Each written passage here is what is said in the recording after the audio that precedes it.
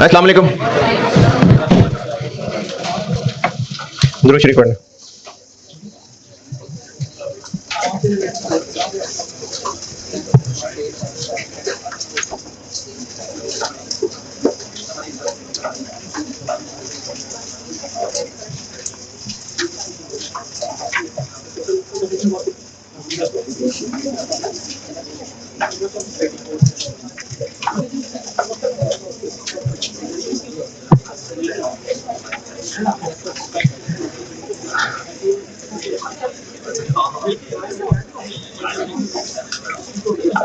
अच्छा, mid term में ये IS 40 तक है, मैंने बताया था।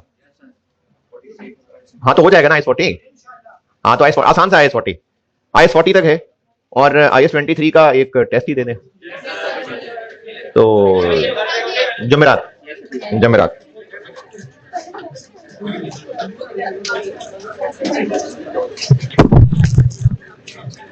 कुछ पॉइंट्स लिखें, कुछ इंपॉर्टेंट पॉइंट्स लिखें। इनमें से अगर कोई खास स्पेसिफिक या जनरल बॉर्निंग से होगा तो वो भी बता दूंगा, और जो दोनों के लिए कॉमन होगा वो भी बता दूंगा कि कॉमन है।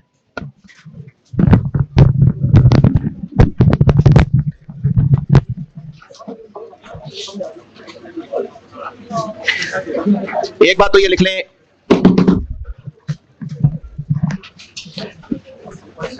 है जी, किसके बारे में? IS 23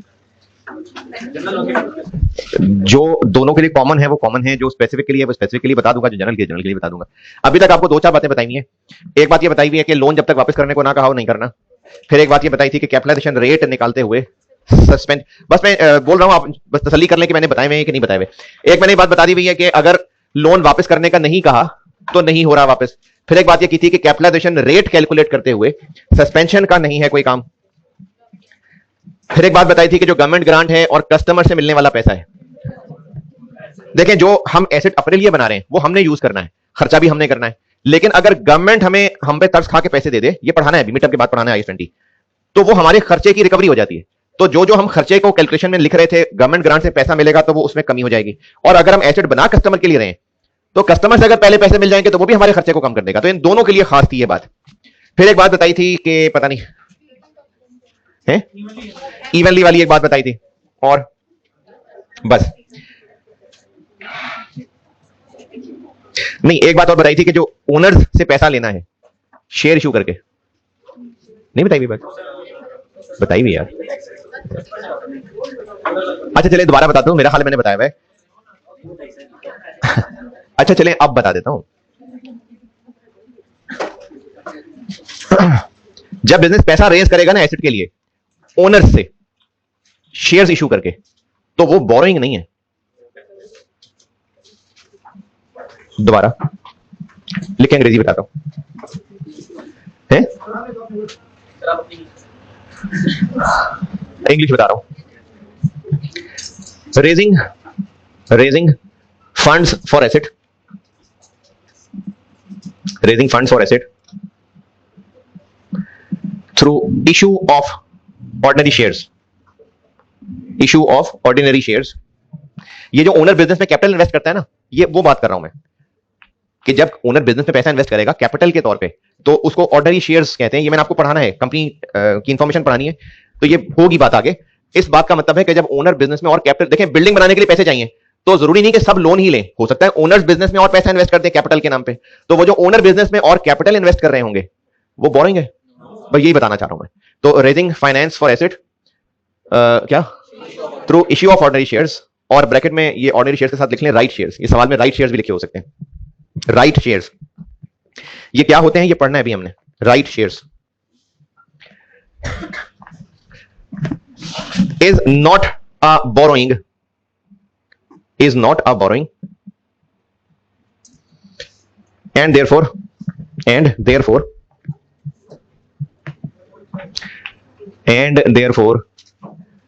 ordinary dividend, ये ordinary dividend क्या होता है, ordinary shares क्या होते हैं, ये पढ़ना है हमने। ordinary dividend is not a borrowing cost, is not a borrowing cost।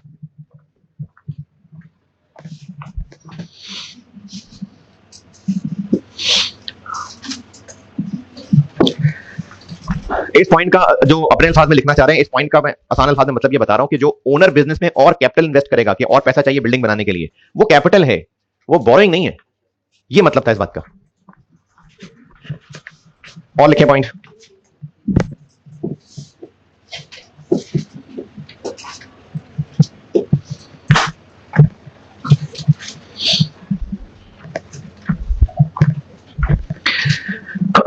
इस पॉइंट को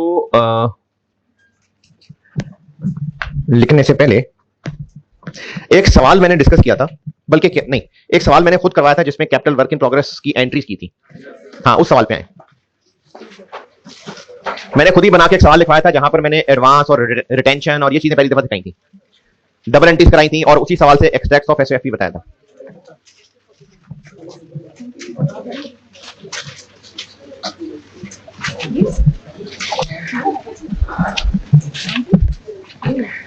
एक सवाल करवाया था जिसमें बिल्डिंग कंस्ट्रक्ट होनी थी कुछ 2.5-3 साल में, उसी सवाल से एडवांस का, उसी सवाल से रिटेंशन मनी का कॉन्सेप्ट पहली दफा दिया था, डबल एंट्रीज बताई थी और एसओएफपी के स्टेप सिखाए थे।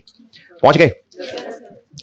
उस सवाल में पहला साल जब एंड हो रहा था और हम बैंक को इंटरेस्ट पे कर रहे थे 30 मिलियन, शायद 30 मिलियन पे किया था मैंने, उसकी एंट्री में कैश या बैंक क्रेडिट भी किया था 30 मिलियन 30 जून 22 को।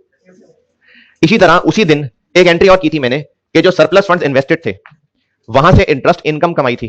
कितने पैसे कमाए थे? टोटल पैसा कितना कमाया था? 15.4। ये उस सवाल में 30 जून 22 पे आखिरी 2 एंट्रीज थी। एक लोन पे 200 मिलियन के लोन पे इंटरेस्ट पे किया था, और एक जो सरप्लस फंड्स थे उन पे इन्वेस्टमेंट इनकम कमाई थी। ये लेक्चर चूंकि ये सुबह जीटी वालों को नहीं पढ़ाया था तो उनको भी दे रहा हूं, तो शायद पता नहीं वैल्यूज डिफरेंट थी जो मैं बोल रहा हूं, लेकिन बहरहाल 30 जून 22 पे आखिरी 2 एंट्रीज, एक लोन पे इंटरेस्ट पे करने की एंट्री और एक इन्वेस्टमेंट से कमाने की एंट्री। ये जो लोन पे इंटरेस्ट पे कर रहे थे, क्या ये पैसा नहीं पे कर रहे? पैसा पे कर रहे हैं। और ये जो उससे अगली एंट्री में इन्वेस्टमेंट इनकम थी, क्या ये पैसा रिसीव नहीं हो रहा? हो रहा है। ये जो पैसा रिसीव हो रहा है इसको हम एसेट की कंस्ट्रक्शन में नहीं इस्तेमाल कर सकते? कर सकते हैं। 15 मिलियन रुपए मिले हैं, कर सकते हैं, लेकिन वर्किंग वन देखें, जो इन्वेस्टमेंट इनकम की वर्किंग होती है, वहां पर कहीं हमने 30 मिलियन का इंटरेस्ट पे करने को एज एन आउटफ्लो दिखाया? नहीं दिखाया। और जो 15 मिलियन का इंटरेस्ट कमाया था वो भी तो पैसे मिले ही थे, तो उस पैसे को कहां हमने इस्तेमाल किया? है? नहीं किया ना। तो बस नोट ये बता रहा हूं, और इस नोट की कोई बहुत खास लॉजिक नहीं है, बस आप समझ लें, प्रैक्टिस की बात बता रहा हूं कि ये जो स्पेसिफिक लोन पे इंटरेस्ट पे करना है और जो इन्वेस्टमेंट इनकम से हम पैसे कमाते हैं, स्पेसिफिक लोन का इंटरेस्ट पे करना और जो हम सरप्लस फंड पे इन्वेस्टमेंट कमा रहे हैं, पैसे कमा भी तो रहे हैं ना, इन्वेस्टमेंट खाली नहीं, पैसे मिल रहे हैं हमें, तो ये एज अ कैश फ्लो हम अपनी किसी वर्किंग में नहीं कंसीडर कर रहे होते। मैंने मुश्किल बात कर दी। लोन पे इंटरेस्ट का पे करना, ये भी पैसे जा रहे हैं, और जो हम सरप्लस फंड्स पे इंटरेस्ट कमा रहे हैं, पैसे कमा रहे हैं ना, पैसे मिल रहे हैं हमें, तो इस पैसे को आउटफ्लो इनफ्लो हम अपनी कहीं वर्किंग वन वर्किंग टू में एज अ कैश फ्लो नहीं दिखा रहे होते। नहीं समझ आ रही? वर्किंग वन में भी कैश फ्लो लिखते हैं ना हम, और आगे अगला कॉलम बैलेंस होता है, और वर्किंग टू जो जनरल बोरिंग की थी, जनरल बोरिंग कैपिटलाइज करने की वर्किंग में क्या लिखते, उस पर भी कैश फ्लो ही लिखा है ना। तो जो लोन पे इंटरेस्ट पे करना है वो भी तो बेटा कैश ही पे कर रहे हैं हम, और जो हम सरप्लस फंड्स को इन्वेस्ट करके कमा रहे हैं वो भी तो पैसे ही मिल रहे हैं। तो बस आप समझ लें कि I-23 के सवालों की नॉर्म्स ये हैं बस कि हम इनको एज अ कैश फ्लो किसी वर्किंग में नहीं ले रहे होते। बिजनेस अगर कमा भी लेगा तो कहीं और इस्तेमाल कर लेगा उसको। जो लोन पे इंटरेस्ट का पे करना है और जो सरप्लस फंड्स इन्वेस्टेड पे हम पैसे इंटरेस्ट कमा रहे हैं, इसको एज अ कैश फ्लो हम अपनी किसी वर्किंग में नहीं दिखा रहे होते। इसका मैं इसी पॉइंट को ना दोबारा बताऊंगा। इसका अभी एक सवाल मैं कराने लगा, खुद बनाया हुआ सवाल है, और कल बस इसका ना एक पास पेपर का सवाल और कराऊंगा, फिर बहुत हो गया I-23। तो ये कल वाले सवाल में दोबारा बोलूंगा मैं, ये बात पास पेपर का एक सवाल कराना है तब बताऊंगा।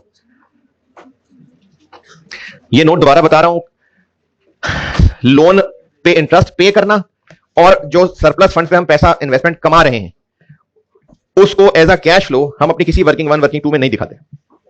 वर्किंग वन से मेरी मुराद वो इन्वेस्टमेंट इनकम वाली वर्किंग है जो अब तक करते आ रहे थे, और वर्किंग टू में कह रहा हूं जो जनरल बोरिंग में कर रहे होते हैं हम, उसको मैं वर्किंग वन वर्किंग टू कह रहा हूं। इन्वेस्टमेंट इनकम वाली वर्किंग में भी उसको एज अ कैश फ्लो नहीं दिखाना, और जनरल बोरिंग वाली वर्किंग में भी एज अ कैश फ्लो नहीं दिखाना।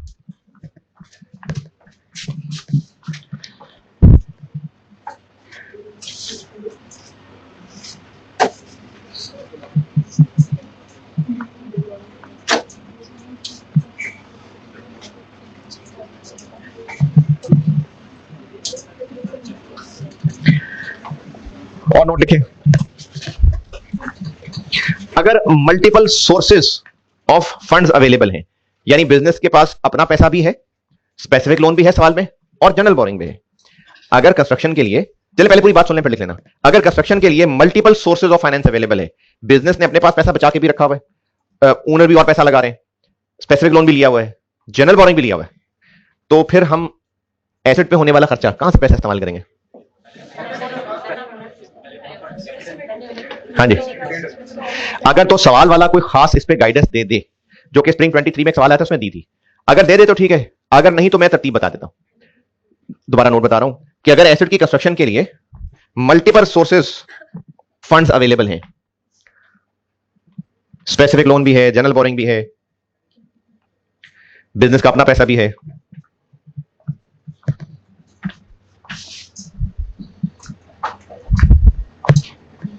अगर कंस्ट्रक्शन के लिए multiple sources of finance available हैं, यानी स्पेसिफिक लोन भी है, जनरल बोरिंग भी है और अपना पैसा भी है। अपने पैसे से मेरी मुराद है जो बोरिंग नहीं है, और सवाल में कोई गाइडेंस मौजूद है, सवाल में कोई इंस्ट्रक्शंस मौजूद हैं कि कौन कौन सा खर्चा किस सोर्स से किया है, और सवाल में इंस्ट्रक्शंस मौजूद हैं कि कौन सा खर्चा किस सोर्स से किया है, तो फिर तो हमने वो इंस्ट्रक्शंस फॉलो करनी है।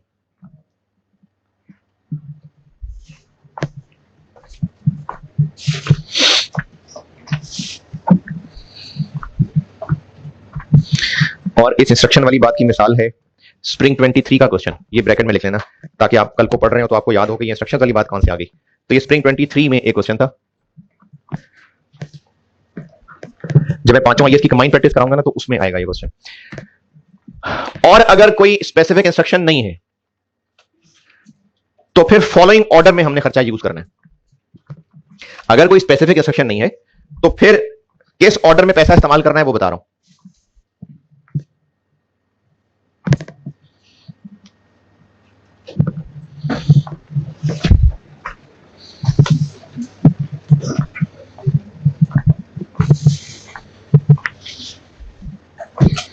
नंबर 1 बात, मतलब अब वो ऑर्डर बता रहा हूं। नंबर 1 अपने पैसों को इस्तेमाल करेंगे, नंबर 2 स्पेसिफिक लोन को, और नंबर 3 जनरल बोरिंग को। नंबर 1 अपने पैसे, number 2 specific loan, number 3 general boring.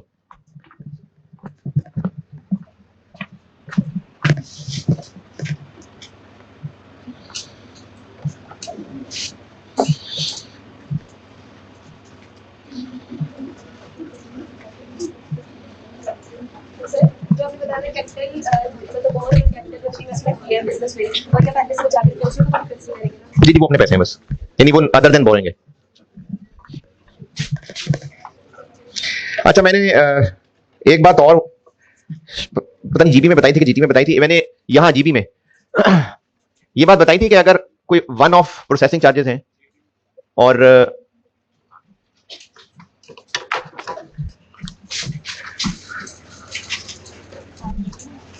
Loan पे 12% इंटरेस्ट है, और ये यहां की थी बात, चलो ठीक है, ये मैं कल वाले सवाल से पहले करूंगा। एक बात कल एक सवाल कराऊंगा, उससे पहले एक बात बताऊंगा, और आपको मैं एक बात और बता देता हूं। हाँ जी, अगली बात ये समझ लें, और ये मैं बस आपको समझा रहा हूं, आप खुद अपने तौर पे लिख लेना। ये मैं लिखवा नहीं रहा, मैं समझा रहा हूं, और आप अपने आप को खुद समझा लेना। सवाल में ये कैसे पहचानेंगे कि जनरल लोन है कि स्पेसिफिक लोन है? ना ना ना नहीं, एक से ज्यादा स्पेसिफिक लोन भी हो सकते हैं।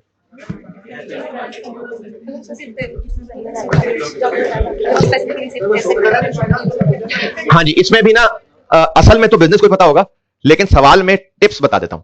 सवाल वाला वैसे तो कह देता है स्पेसिफिक लोन, लेकिन अगर नहीं कह रहा तो कुछ टिप्स बता रहा हूं। किस बात की टिप्स? कि कैसे पहचानेंगे कि जनरल लोन है कि स्पेसिफिक है, इसके लिए टिप्स बता रहा हूं। पहली टिप तो यह है कि रनिंग फाइनेंस और ओवरड्राफ्ट ये जनरल बोरिंग ही होते हैं। ये पहचानने के लिए टिप्स बता रहा हूं कि सवाल में कैसे पता चलेगा कि जनरल लोन है कि स्पेसिफिक लोन है। तो पहली टिप यह है कि रनिंग फाइनेंस या ओवरड्राफ्ट ये जनरल बोरिंग ही है।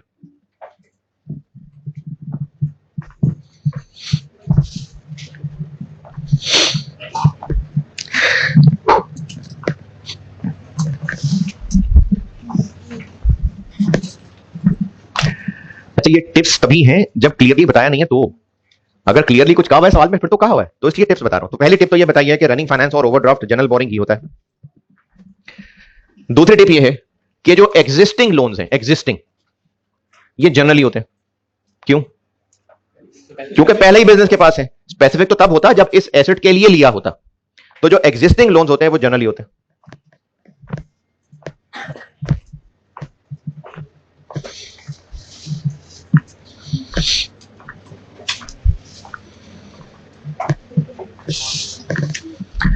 अगली टिप ये है कि अगर लोन नया लिया जा रहा है, यानी सवाल में बताया जा रहा है जी कि कंस्ट्रक्शन शुरू की और हमने एक नया लोन लिया, तो फिर ये स्पेसिफिक होगा। फिर यानी अगर कोई नया लोन लिया जा रहा है इस एसेट की कंस्ट्रक्शन के आसपास, सवाल में पता चल रहा है कि हम नया लोन लेने लगे या नया लोन लिया था, तो फिर वो स्पेसिफिक होगा।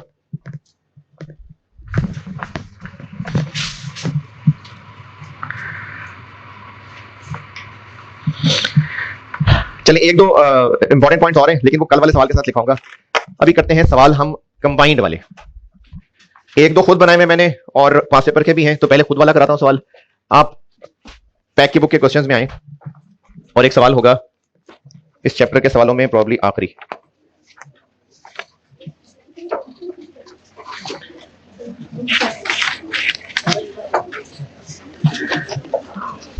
पेज 184 पे क्वेश्चन नंबर 14, एलेक्स टेक्नोलॉजीज।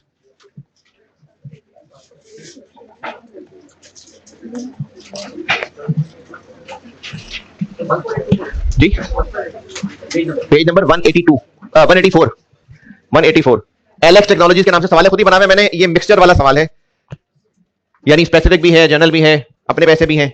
तो इसको कैसे हैंडल करना है ये सिखाने लगा हूं प्रैक्टिस से। सवाल पढ़ ले, मैं करता हूं।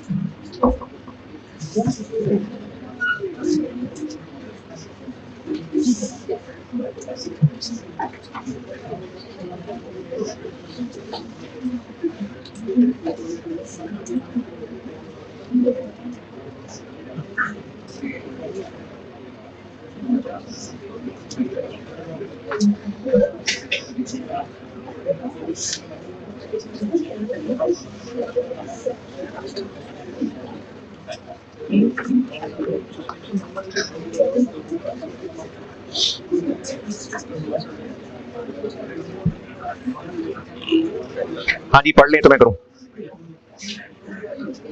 रिक्वायर्ड क्या है? कॉस्ट निकालनी है ना, और वो भी निकालनी है एज एट 31 दिसंबर 12 पे भी 13 पे भी, यानी 12 का भी सवाल है, 13 का भी सवाल है। पहले करते हैं इसको 2012 के लिए।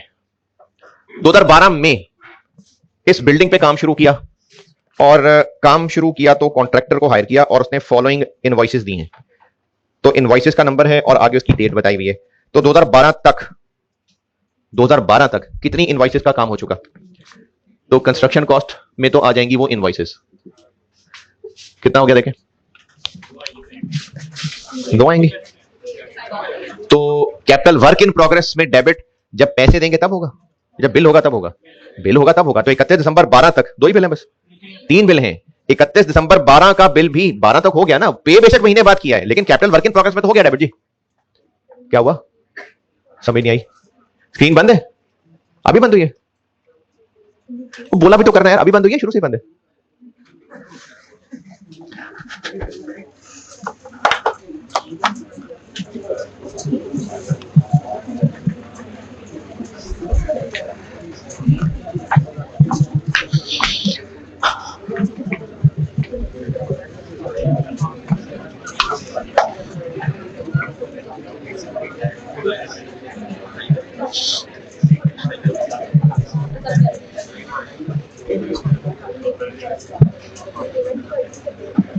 हो गई ऑन?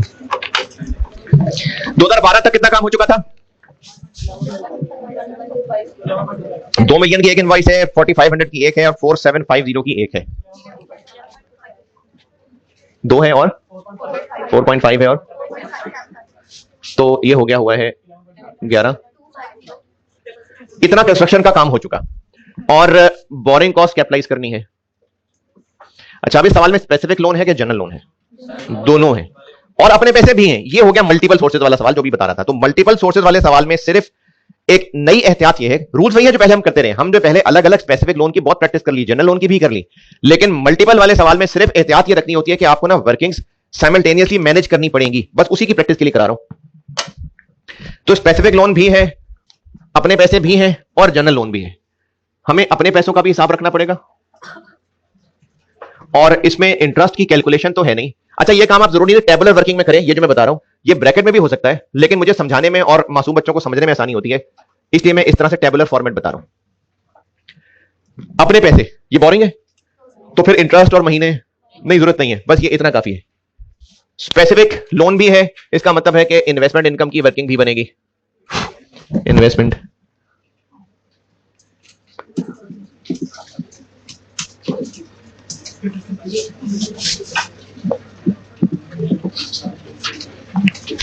और जनरल बोरिंग भी है, इसका मतलब वो जो हम वर्किंग करते थे जनरल बोरिंग की वो भी बनेगी। वो जो जनरल बोरिंग में इंटरेस्ट कॉस्ट कैपिटलाइज करते हैं ना, वो भी बनेगा। कैपिटलाइजेशन रेट निकालने का नहीं।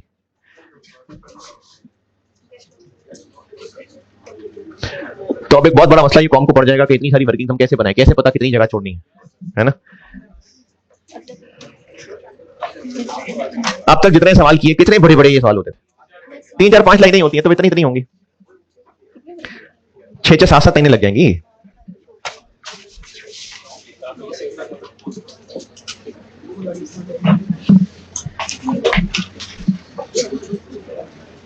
सरप्लस फंड कितने पे इन्वेस्ट होते हैं?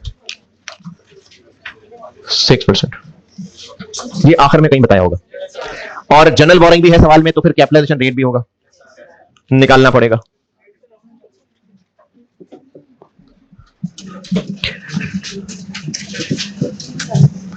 Capitalisation rate summation WX over summation W। तो इसमें चूंकि रनिंग फाइनेंस है तो लिमिट का तो कुछ करना ही नहीं है, और W आपको खुद दे दिए, W गिवन है। अब ये जो भी जैसे भी निकले बस गिवन है, तो कैपिटलाइजेशन रेट निकल आएगा summation WX over summation W। सम WX ओवर सम W ना। तो हर लोन का X क्या है? Interest rate. W वो वेटेज दी हुई है, तो बताएं क्या क्या फिगर है। पहले बैंक का इंटरेस्ट रेट कितना और उसका W कितना? तो 0.3 हो गया वेट और इंटरेस्ट रेट हो गया 18%। दूसरे का W जी और उसका X। तीसरे का W, ये हो गया सम WX divided by running finance में लिमिट का क्या करना है? कुछ भी नहीं करना। ये पिछली क्लास में बताई थी बात, बताई थी, लिखवाई भी थी जी। 0.1 जिनको 1 समझ नहीं आ रहा तो सम W करके देख लेना।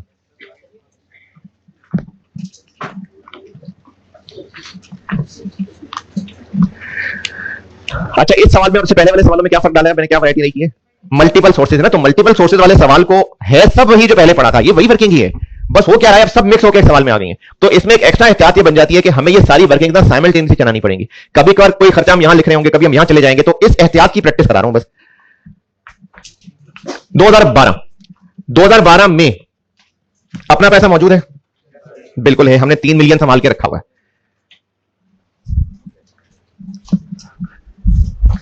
$3 मिलियन हमने यहां संभाल के रखा हुआ।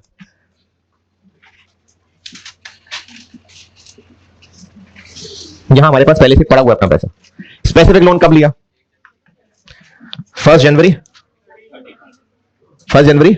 13 को। कितना है जी? 17 मिलियन। और जनरल बोरिंग भी हमारे पास एग्जिस्टिंग मौजूद है। अपना पैसा था वो इतना अवेलेबल था, वो मैंने बैलेंस पे लिख लिया। स्पेसिफिक लोन इस दिन लिया था मैंने, ये डेट डाल के लिख लिया। और जनरल बोरिंग है मौजूद। अब हमने 2012 को बोरिंग कॉस्ट कैपिटलाइज करते हुए अपना जो पहले सीखा है मेहनत स्पेसिफिक बोरिंग की, वो भी दिमाग में रखनी है। जनरल बोरिंग, इस सवाल की मुश्किल चीज सिर्फ ये होती है कि सब मिक्स हो जाता है, ये मुश्किल है सवाल की। तो वही प्रैक्टिस से सिखा रहा हूं। सबसे पहला खर्चा हमने कब किया? कोई एडवांस दिया इसको? नहीं। तो फिर पहला जो बिल हमने कॉन्ट्रैक्टर का दिया होगा वो दिया 31 जुलाई को। सबसे पहला खर्च कहां से करना है? अपना पैसा। 31 जुलाई को कितने पैसे दिए कॉन्ट्रैक्टर को? 2 मिलियन।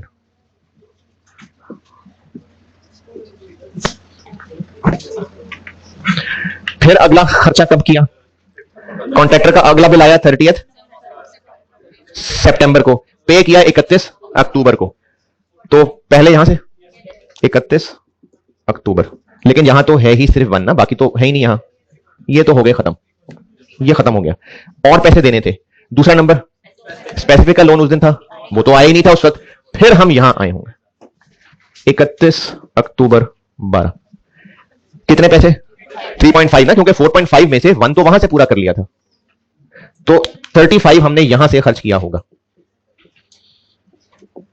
ये होता है जी एहतियात मल्टीपल सोर्सेज वाले सवाल की, कि जो भी एसेट पे खर्चा करना है हमें अपनी तीनों वर्किंग से चलना है कि कहां से खर्च किया होगा। सबसे पहला काम अपने पैसे थे, खर्च कर लिए, खत्म हो गए। स्पेसिफिक तब तक आया ही नहीं हुआ था, इसलिए जनरल पे गए। अगला बिल पे हुआ जाके 2013 में। तो हमें तो 2012 तक सवाल रोकना पड़ेगा, क्योंकि 12 और 13 अलग अलग पूछा हुआ है। 12 में कौन सी बोरिंग इस्तेमाल हुई? जनरल। तो ये 12 में हम यहां 31 दिसंबर 12 ईयर एंड का ब्रेक लगा देते हैं। कितने महीने? 2। 35 लाख 18.15%, 2/12।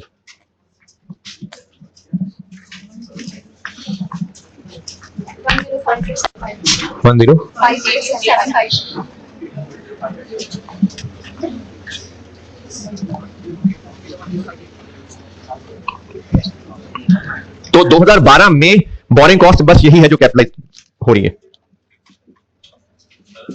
जी। 35 कैसे आया? आ गए, ये समझ आ गया। तो यहां कैसे आया? 3500 यहां क्यों लिखा है इस वर्किंग में? ये पूछ रहे हैं। 31 अक्टूबर को हमने कॉन्ट्रैक्टर को पैसे देने थे। सबसे पहला अपने पैसे, तो अपने पैसे तो थे ही सिर्फ 1 मिलियन ना, पड़े ही सिर्फ इतने थे। 1 मिलियन इस्तेमाल हो गया, 35 लाख और चाहिए था। दूसरा नंबर स्पेसिफिक इस दिन तक आया ही नहीं हुआ था, वो तो आया 13 में है। तो फिर हम लोग जनरल बोरिंग में गए थे, तो 35 लाख बाकी यहां से इस्तेमाल किया था। तो 2012 में बोरिंग कॉस्ट कैपिटलाइज हुई 105875। ये 2012 वाली तीनों वर्किंग्स देख लें अच्छे तरीके से, और इनमें कोई एतराज तकलीफ है तो बताएं।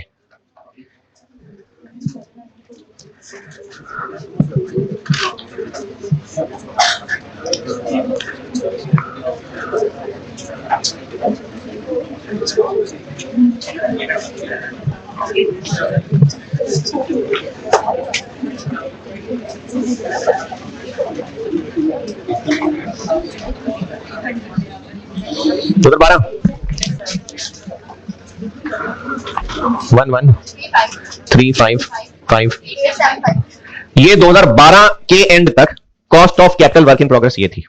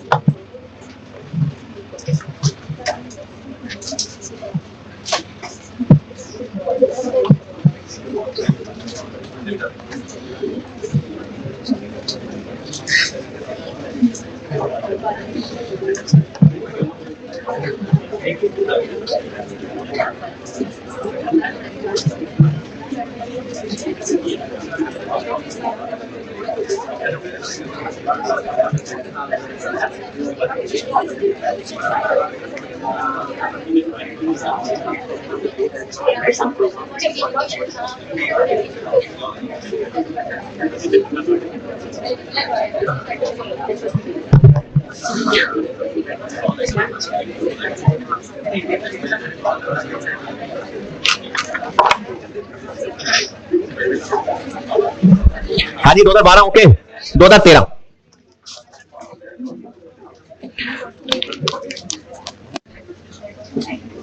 2013 में ये बिल्डिंग बन गई, तो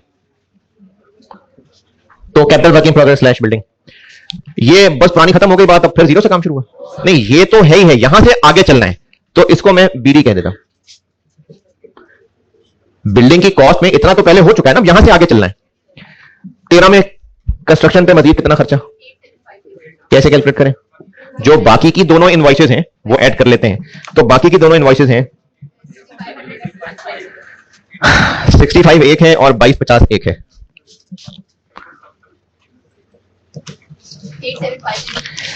8750 बोरिंग कॉस्ट।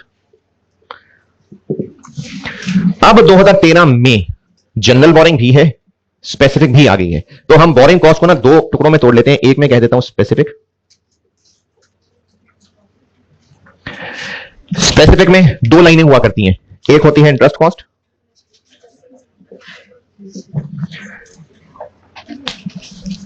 कब आ गया स्पेसिफिक लोन? 1 जनवरी को, तो महीने गिनना शुरू कर देंगे 1 जनवरी से, और कब तक गिने? जब तक कंस्ट्रक्शन पूरी नहीं होती। कंस्ट्रक्शन कब पूरी हुई? 31 जुलाई को, तो 31 जुलाई तक हो गए कितने? 7 महीने। लोन कितना? 17 मिलियन, 15%। सस्पेंशन किधर है? तो फिर कितने महीने हो गए?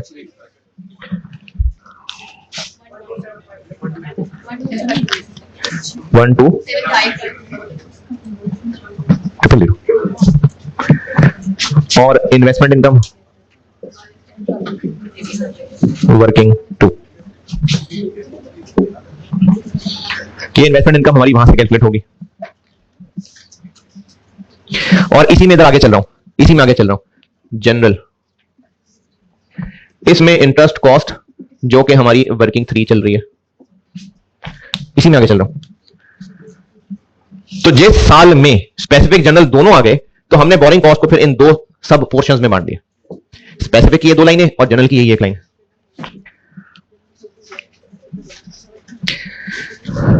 13 में ये वर्किंग को पूरा करते हैं।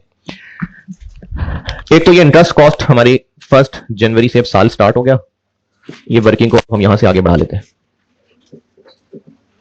चले आगे चलते हैं। अब अगला खर्चा कब हुआ?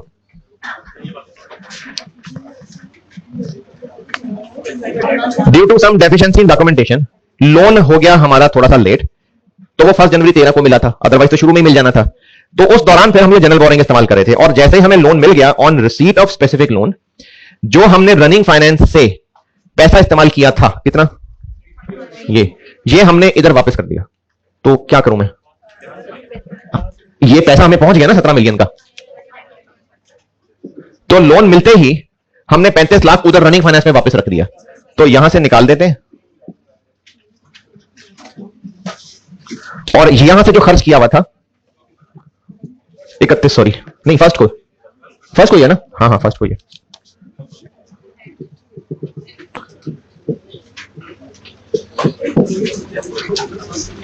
ये अंग्रेजी दोबारा समझें।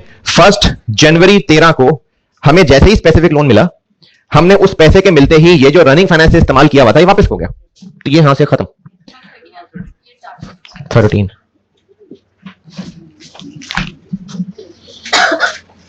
और इधर रह गया बाकी 13। फिर कॉन्ट्रैक्टर को अब अगले पैसे कब दिए?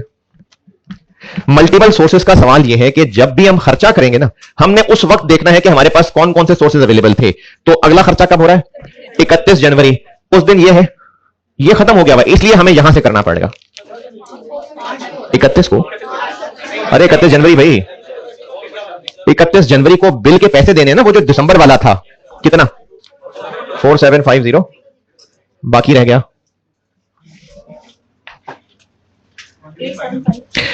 87। फिर अगले पैसे कब दिए कॉन्ट्रैक्टर को? 31 मार्च को बिलाया था, 30 अप्रैल को दे दिए। कितने? 65। कितने रह गए? 2250 000। फिर इसके बाद क्या हुआ? उससे पहले हमारी कंस्ट्रक्शन की डेट आ गई तो हम अपनी वर्किंग को रोक दिया।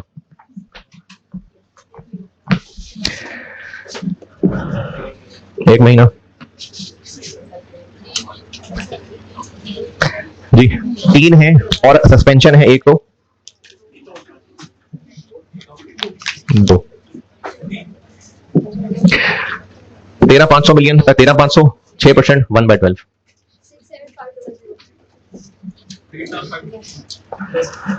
8750 000 6%, 2/12। 2250 ट्रिपल, ये नहीं है, पहला भी गलत है।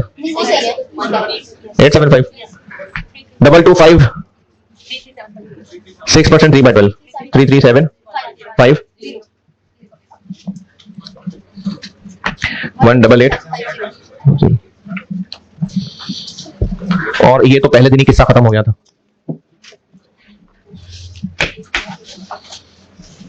ये तो पहले दिन ही वापस हो गया, खत्म।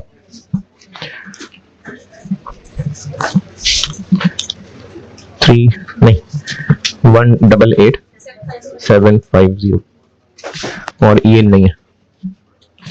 तो 31 दिसंबर 13 जब बिल्डिंग कंप्लीट हो चुकी हुई है तो बिल्डिंग की कॉस्ट बन गई है 21192 ये पूरी बिल्डिंग की हो गई कॉस्ट।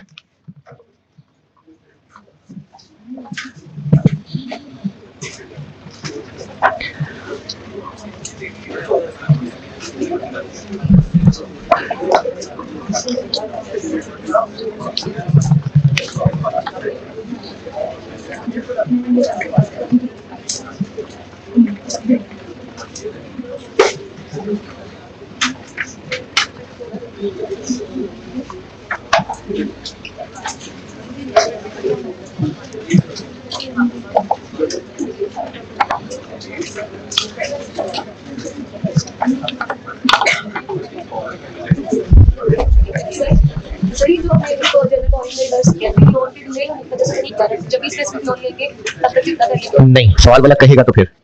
अच्छा, ये जो स्पेसिफिक लोन लेते ही ये वापस किया है, ये सवाल वाले ने कहा है तो किया है, वरना नहीं। वरना ये वर्किंग खुली रहती है और उस पर भी आगे 7 महीने चलते।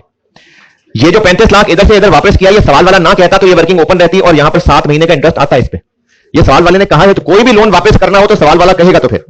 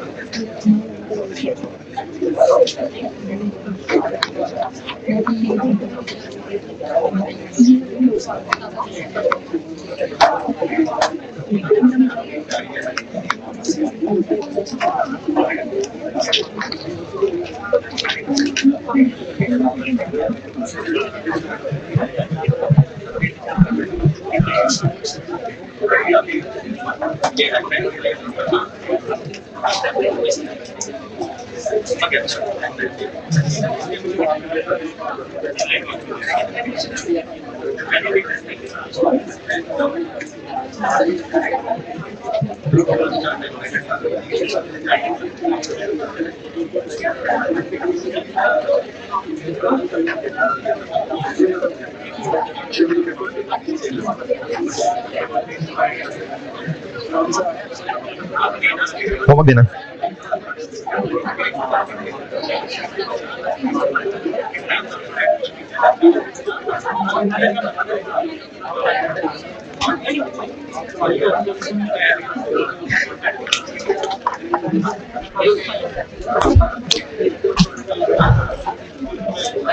इससे एक हल्का सवाल होमवर्क कर दें। इससे एक हल्का सवाल, उसमें अपने पैसे नहीं थे, इसी से ऊपर वाला सवाल ये भी खुद ही बनाया हुआ है मैंने, इरफान लिमिटेड का नाम का होगा। इसी से ऊपर वाला सवाल है इरफान लिमिटेड, खुद ही बनाया हुआ है इसी की प्रैक्टिस के लिए। अच्छा, कल मैं ये करूंगा कि आपको ना ये मिक्सचर वाला 5 पेपर का सवाल कराऊंगा, और वो पैक की बुक में पता नहीं क्यों मिस हुआ है, मैंने दिया था पहले भी, तो ग्रुप में शेयर करा लूंगा मैं वो सवाल, अभी कुछ देर में हो भी जाएगा ग्रुप में शेयर। वो मैं आपको कल क्लास में करवाऊंगा और ये ऑनलाइन वालों के कोर्स में रख दूंगा।